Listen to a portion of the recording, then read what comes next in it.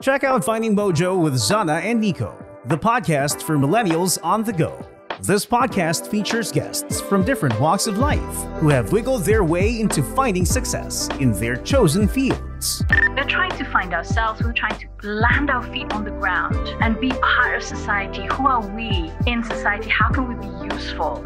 Character development really did start when I cosplayed. You bump into troubles when you're younger, and then you realize, oh, I did wrong. Get to hear insights on how to navigate the corporate jungle, even life in general. Put integrity first at all times, no matter what it is that you're doing, because you can never go wrong if you stick to your principles. I just chose a hobby that I like a lot and I'm passionate about, and then just put your heart into it and then make money out of it. Finding Mojo with Zana and Nico. Download for free on Spotify. Follow the podcast and stream now.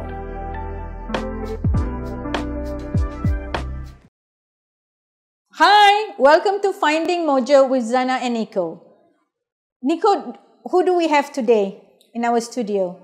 Zana, we have a very special guest. I would have to say, so far, in all our episodes, probably it's the first time we've had like a celebrity on the podcast. Now, this guy is someone who has become like a household name after a short span of time. He's been known as a drummer for bands here in the city, but then eventually went to 180 and went into the rap game. And wow, if he was a big name when he was a drummer back then, he's even a bigger star now that he's into rap music and producing. We have very interesting stories to tell about his life and how he got into the scene. So everybody, we all know him as Cookies. Hey bro. What's up, everyone? Thank you for having me here. It's a privilege for us to have a superstar here, Joe, today. Everybody is so excited for you to come and, to meet you and get your autograph. And I think Zana has seen it personally, and everyone here, the staff, we've seen people like come up here and take pictures and everything because, like I said, Cookies or Job basically is a household name because of his songs. See, amazing what songs can do. It just brings people, closer together. You have your own experiences, your own story to tell about that song that, that's how you attach to the artist. It's just, I think, for everyone here, it's just happy to know that you can put a face to the voice. And so again, thank you. Thank you, you're not disappointed with my face. Bro, with the first question should be like, why Cookies? Of all names, man. You could call yourself, like seriously, you could even call yourself Job, and that could be your rapper name. Yeah. But why Cookies? Shout out to my homie Duder, aka Joints and Cookies. He has a clothing line which I always wear when I was in Atlanta, and this specific shirt says Cookies printed on it with the Old English font. Ah, okay. Yeah.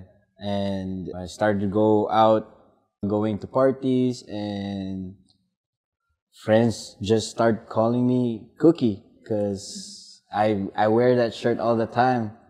Now, when before you even got to like Cookies, the household name, you were a drummer for bands here in the city. Can you tell everyone which bands you were with and what? If you want to give us the years too, that would be great. I know it will give them a little idea what your age is, but let them figure that out. But there has to be like a timeline. Like when did you start playing in bands? When I was a kid, my parents was in the Christian community called Couples for Christ, and they were assigned to the head of the music ministry, so they ended up buying the drum set, all the music equipment for the community, and of course they stored it in our space, in our house. And of course the drums is it's more fun to play with. So I started playing the drums, and I started to become good at it, and the Christian community went in the youth division. They were looking for a drummer, and Hey, I got the skills now. Let me try and share it with you guys. So And good for you. You have all the equipment yeah, at home, okay. so Thank you. everything God. is within Thank within God. your reach, Yeah. right? So, How did you actually learn it yourself? Did you take lessons from someone yeah. else? Who was your sifu for the drums? Shout out to Elmer Imas. He's the one who influenced me, taught me how to play drums, and now he's our sound engineer. Oh, great! Imagine how the table Wow, it's a full circle. It's full circle. Yeah.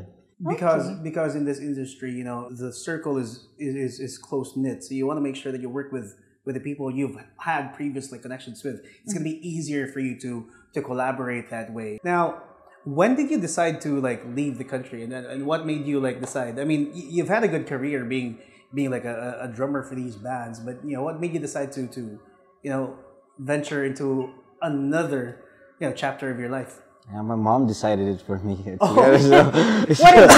Okay. So I was petitioned, and Oh, you were okay. she was like, "Yep, you're moving here." And what year was this? 2013. Where in the US, right? Where in Atlanta. the US? And the music scene there, especially hip hop, is just Hip hop big. is yeah. ATL is who's like the front runners there for hip hop. A lot. A lot, right? Future, Migos, Gucci Mane. If you're going back to the 2000s, Outkast, Oh yeah. T.I., Usher. Now with the Atlanta the music scene, I'm pretty sure you fell in love with the scene and the music that's really out there. What got you into the rap scene? Because I know it's different when you're like writing songs, thinking of the beats, like, you know, being a drummer. But now you have to be like the face of the franchise, which is, I think, really different because you write songs. He also produces too. So Okay. yeah, it's a bonus. What made you decide to like switch? And was it like difficult to like tell everyone, hey, I'm a rapper now? Is that It wasn't. It was not that simple to switch. When I was a drummer in Atlanta, it's not like here. If you're a drummer here, the bar, they already have a setup. They already have a drum set that all you gotta do is just sit, bring your cymbals, and that's it. That's it. In Atlanta, it's the shows there. You gotta bring your own drums. You gotta set it up yourself. you hold everything, right? Yeah. And I was having fun for a year until I got tired of it. Okay. Because I was just bringing my drum set from my car, setting it up, and then putting it back for a $20 gig or not even free. Like I was following my passion at that time. So, and then to a point where I questioned, like, what? I don't like this anymore. Now, this part of this chapter of your life, I didn't know. I didn't know that you were actually playing like solid like gigs in Atlanta as a drummer. Now, what kind of songs did you play then? I had a metal band and a reggae band. Sweet. Did Sweet, man. you know, like moving? Okay, so you were playing. You were playing here in the Philippines. Then you moved to Atlanta, and then you start playing there.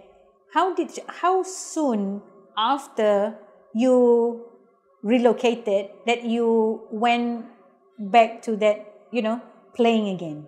How long does it take you to be in in the industry? Was there a long gap before you like played?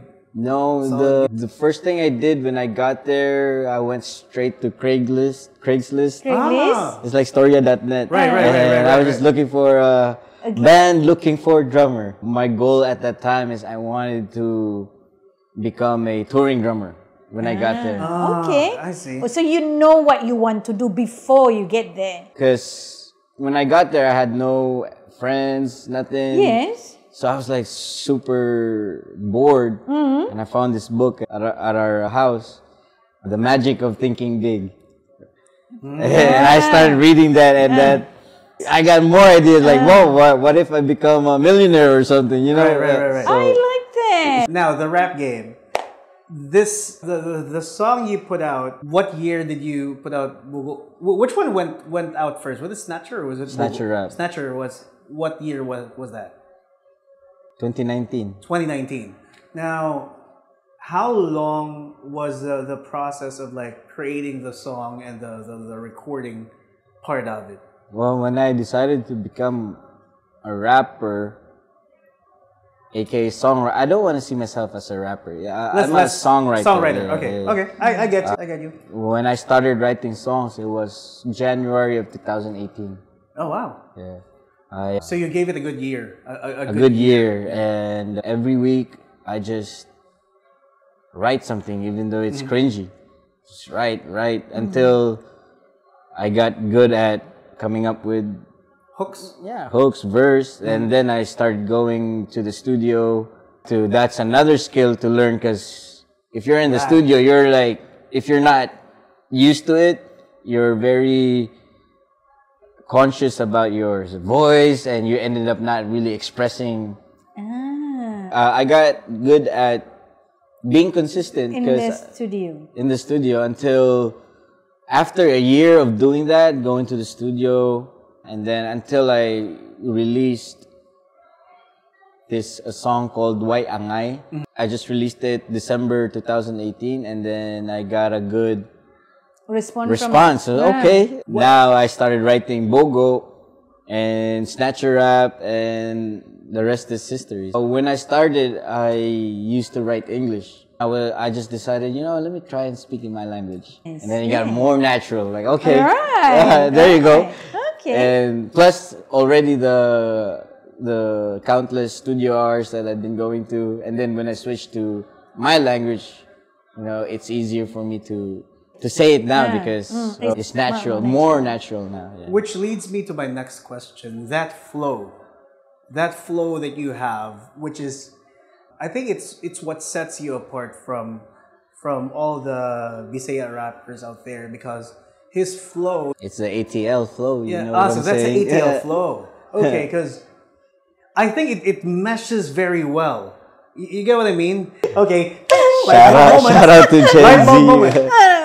So here's the thing, Pinoy, especially Cebuanos, we are known for like hard accent, right? A hard accent. In Manila, they call it tricycle. For us here, tricycle. Something like that. Yeah. Now, you marry that with the ATL flow, and then Cookies spitting bars. It's a healthy marriage, because the flow and the accent that we have in Bisaya, it makes the song. It just hits. It just works very well. Right. Okay. And that's definitely what I noticed. And then because of his songs going viral and people knowing it, you now hear a lot of the rappers, not only here in Cebu, especially in the Visayas region, in Mindanao.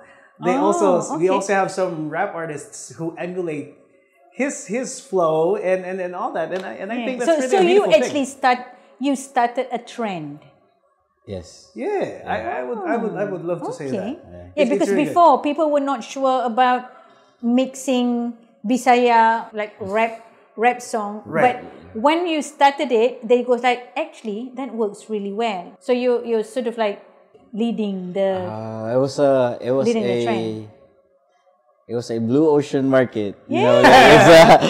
I'm like the only one doing it at the time, and Why not? Why right? not? So let's talk about probably two songs that I think really like hit the nail in the head. Snatcher. Snatcher is I think one of them songs, because I want to know, was it like a true story? yeah, it's my brother. Your brother, right? Yeah. Okay. When you released the song, it was like It was 2018, 2019. Yeah. So what happened to your brother? Held up. Yeah, held up. Got held up. And With a like. I don't know what kind of weapon, but his phone's gone, so they already had So it. that's the song. Okay. Basically So the song, just- Snatcher. Okay. Right. So he was like, Storytelling Yeah, about it's that just- alley. Don't go to that Yeah, alley. something like So, yeah. so, but it was masterfully done. Like you have an idea how it happened, but you're like rapping and singing along to it. So you have, it's like you're painting a picture of the actual scenario, what happened that evening, stuff like that. That's really good. As a songwriter, right? It's either you write song about your experience or you write songs about other people's experience. Is that true? It's absolutely true. The professional songwriters, they just come up with their own experiences. Right. And maybe just watch a movie and got an influence from that and started writing it and selling it to celebrities. So. Then it becomes a song. Yeah.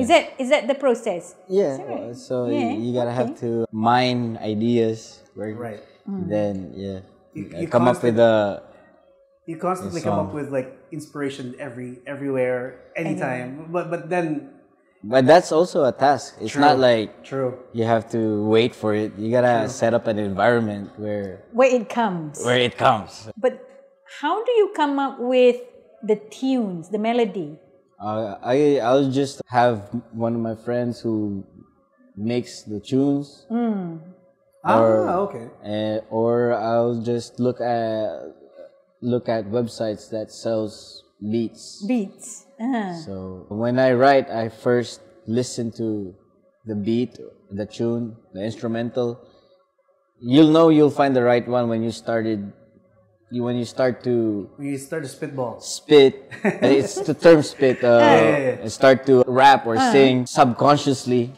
That tune comes out in your head. Yeah, the tune comes out and there's the certain word or maybe an expression, maybe what you felt maybe an hour ago, maybe someone spilled coffee in your shirt and then you be like, man, that dude. And you just come out, it's something like that. And it's called spit. Spit is the term for in rapping where you just spitting words, rhymes. Yeah. So. As a songwriter, you have your favorite, but sometimes it's not, what you like. It's not what the public likes. I can tell you the least, Okay. which is the Sabak Daddy. Oh, really? I do not like that song at all. What does sabak means? Sabak. Sit on my lap. Why didn't you like it? It's just, I got tired of it because it's so... I just wrote it. When I wrote it, I was just laughing. I was wrote it, oh my God. And then I just dropped it. It's like, okay, whatever. I already knew that was a hit at that time. I was even debating, should I release it? Because it's a little edgy and I don't really want to be associated with that image. And I was like, hey, it's art, so... Why not? Yeah, so if it hits, that good. If it doesn't hit, that is it's better. So and now it became a hit, so it became much worse. So I was actually thinking about that on the way here. You're very selective with the people you work with. Yes, absolutely. Come on, I mean, everyone knows you, and for sure there are a lot of artists that do want to make a song with you, have you produce a beat for them. But then I noticed that you're really very picky about it. Let's hang out first, I want to know if you're a friend or a so I don't know. Let's vibe first. Maybe like if we were already hanging out 2, 3, 4 times, we got then but it's not even like forcing it. It's just it just happens. So, but it's easy to be selective when you've already made a name, correct? Before you will go out and go like, who wants to work with me? Now you just sit down and go like, can I work with you? No, it's more of hey, I've been hanging out with you for a while, and you just so happens that we're in the studio, and let's come up with something. Are you signed to a major label, or are you still indie? Not independent. Still indie. Yeah. See, that's his leverage. His leverage is he's indie. He can work with anyone. Yeah. And that it seems that although it's art, some people think art is a free form. Yeah. You just grow, you just develop. It's all about emotion. Yeah. I am more happy if I'm able to contribute something to the community, or society. So it just gets my blood flow. It's flow. You're in flow state because you're always moving. Job, he wants to find purpose. I think is what it is. But his mind is different. He's wired different. Are you planning to have like your manager to actually market you, building your networks and all that, or you prefer to do it yourself? Currently, I have a booking manager. I see. Okay. He handles all the bookings. So all I gotta think of is just creating. And I also have a brand manager. If there's a brand comes in, all right, you talk to my friend. So, and then they get the cut. Okay. Yeah. Just delegate. So when That's true because you delegate the work that you don't like to do. Yeah, I don't Right? like Yes, to do exactly. that. So Yeah. my next gig will be up until December already. oh wow, Yeah. Oh, so it's your book until December. How many people actually, because you're like a business itself, right? So how many Yeah. people actually work for Cookie, for that brand? Contracting. I have a person that's shout out to Shak Bill Paukas. He manages my studio. And he's on salary, but every time I have a gig, it's project based. Project based. Yeah, that's the way to go. Maybe 8 Yeah. people. Yeah. So Right. Okay. every time I have a gig. So. so you see them actually in the video too. Who is your, I know this, right? Let's say, who is your muse? Who is that persona that you write to? Whatever I felt at that time. And let me give you an example. Mojo, that song, that's stupid. I was mad. You were mad, my persona was like, yeah, I'm mad. Like, let me. And that's a person that you actually write it to. Yeah, I was writing to a particular person because I was mad at him, or I just saw it. Well, I saw it on a Facebook post. He posted a status that I'm not. You're not keen. Yeah, I'm not keen to. Now, of course, free speech, but I'm free to be mad too. You know, so yeah, I got mad and just let me just write a song, and then after that, I laughed like, yo, that's actually pretty cool. So you were going through your where you were. So you were from Cebu, then you moved to Atlanta, and now you're back here. Yes. How long ago did you come back? April 15. 2022, this year? Yeah, as soon as the economy opened up, like, all right. Oh, so when it was COVID, you were in Atlanta? The entire time. Wow, okay. What was it like, lockdown and? No, we're partying there. Really? I don't want to, the You don't want to Philippines, they were very strict. Here's the thing: we even forgot about the other things he did in Atlanta.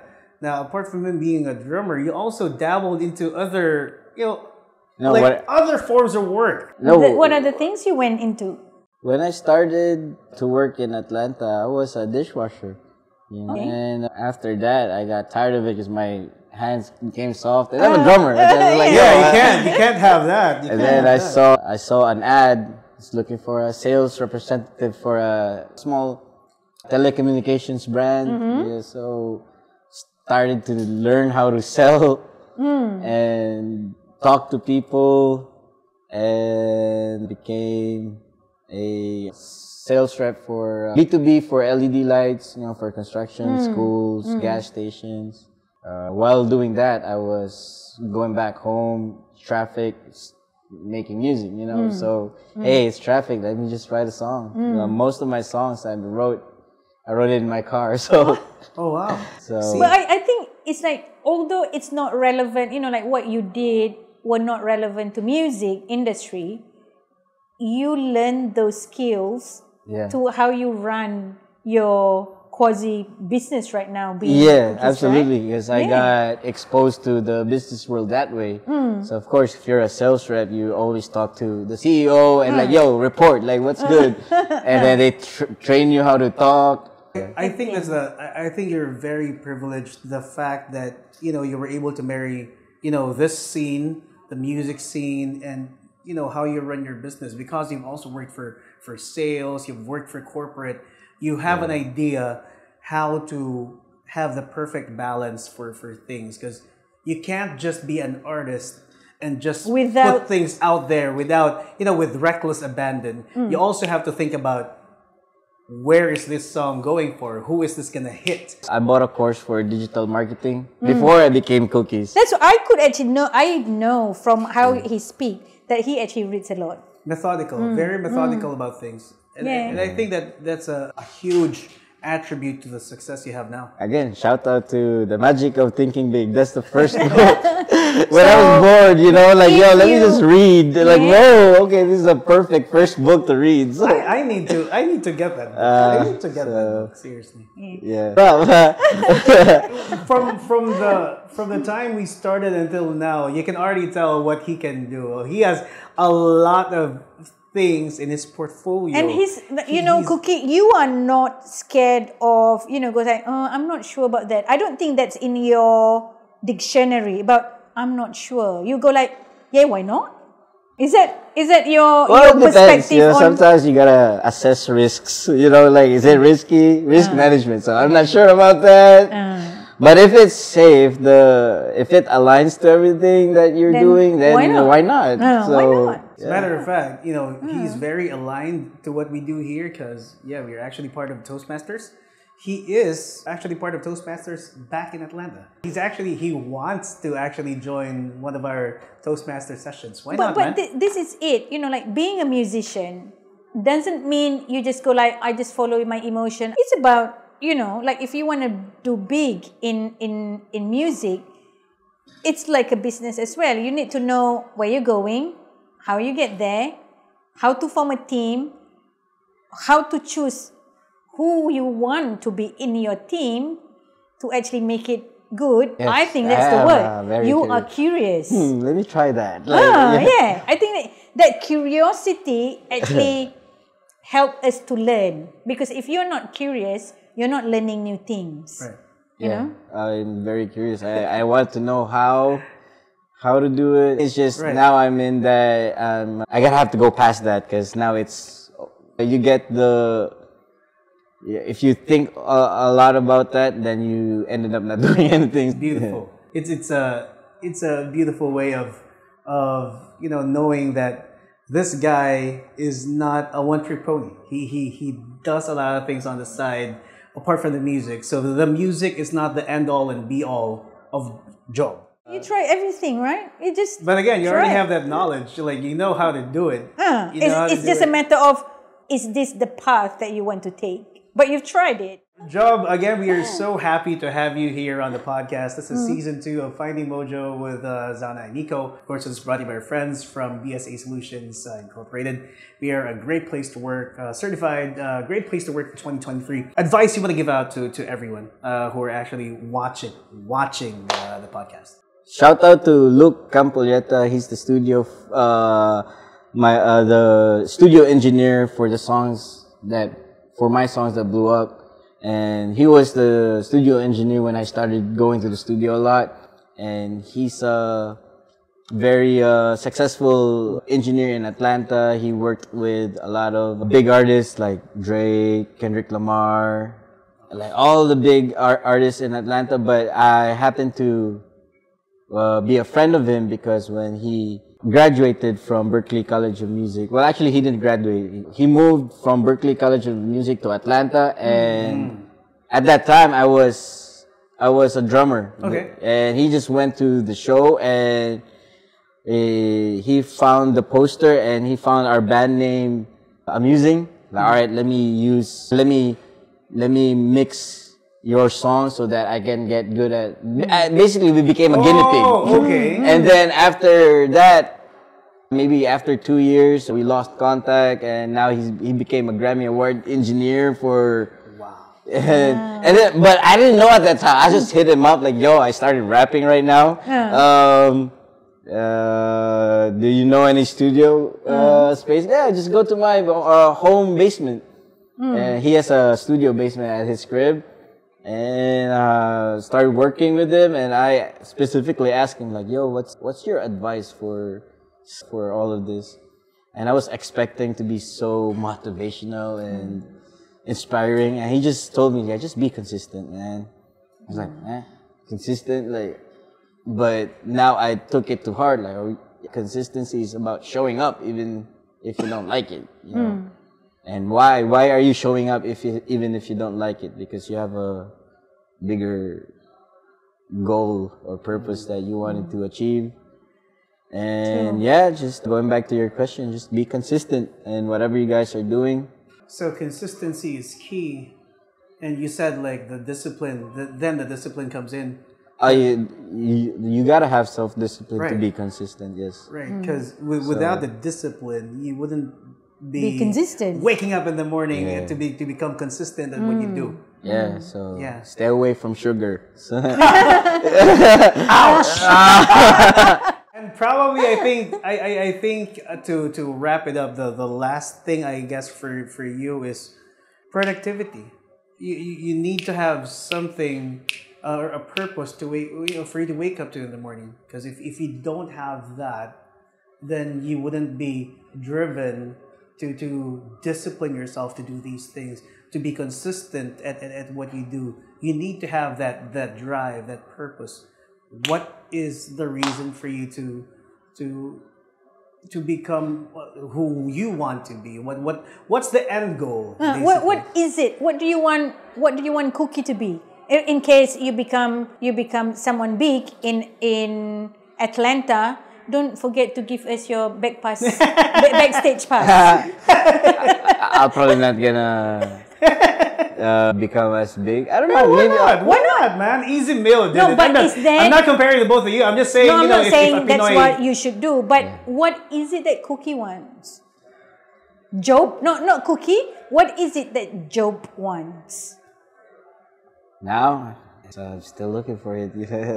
Still looking for Still an looking answer. for it. I yeah. think that's the. That's an artist. That's Like, I think that's just the wait. perfect- I need to actually get into the Mojo. If you really think about it, that's the perfect answer. What? That's the perfect answer. You still are looking for it because if you say that you already know what you really want to do in life, Then you it stop kinda- trying. Then you yeah, stop you trying stop other trying things, you right? know in 10, 15 years I'm gonna do that. I'm gonna be there.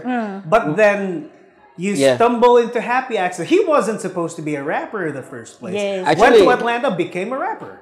What I've been consistent in my mind was, I don't even want to say it because it's a goal that if you say, sometimes when you say your goal, Yeah. It not- you No, ended yes. up feeling like it tricks your mind that you already did it. So Really?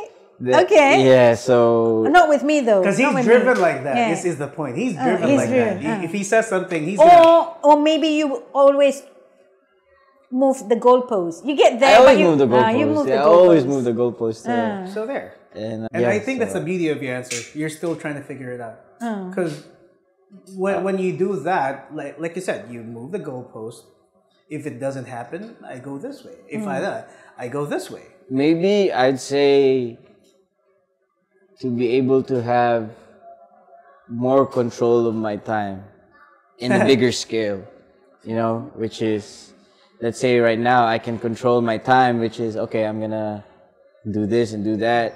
Let me go to Bohol, Panglao for a bit. But maybe in a bigger scale, let's go to Slovakia for a bit. Like, I got whole, so it's a bigger scale, but Which is funny because that was my dream. That was really what I told myself back in college. I wanted to own my time. Which is, to own your time. Okay, like in the early stage, right? You have to work hard to make your name. True. Because you have to live. You have to eat. True. You need roof over your head. absolutely. Then when you get to like the next stage, you have a bit more money.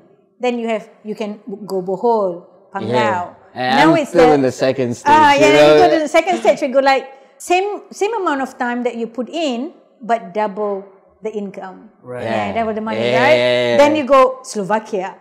Yeah. Well, I went to Thailand, but I probably want to go to someplace else, and I can't go to Thailand every month. So it's like Singapore. I gotta come up with something to be Singapore. able to make it feel more. Okay, I gotta go to Thailand. And let me see if the market is there. I'm performing with very wealthy people in all of Europe and America. Never limit yourself. Try. Yeah, we never know. Yeah, they probably find me amusing. Like, Why not? Yeah. And with that, we end our podcast. Thank you so much, Job. Thank you so much, you of so much course, for for the having time. me. Thank And you. thank you so Job. much, Sana. It's been a real pleasure. I really actually enjoyed this Oh, podcast. thank you. Yeah. And we hope to see you on the next Toastmasters session. I'm pretty sure everyone from the Toastmasters Club will be very stoked to have you do one of the sessions. And that's about it for us, and we hope to see you on the next episode. This has been episode 2 of Finding Mojo with Zana and Nico. Of course, this is brought to you by our friends from BSA Solutions. We are a certified great place to work for 2023. See ya next time. Bye-bye. Bye. Check out Finding Mojo with Zana and Nico, the podcast for millennials on the go. This podcast features guests from different walks of life who have wiggled their way into finding success in their chosen fields. We're trying to find ourselves. We're trying to land our feet on the ground and be part of society. Who are we in society? How can we be useful? Character development really did start when I cosplayed. You bump into troubles when you're younger, and then you realize, oh, I did wrong. Get to hear insights on how to navigate the corporate jungle, even life in general. Put integrity first at all times, no matter what it is that you're doing, because you can never go wrong if you stick to your principles. I just chose a hobby that I like a lot and I'm passionate about, and then just put your heart into it and then make money out of it. Finding Mojo with Zana and Nico. Download for free on Spotify. Follow the podcast and stream now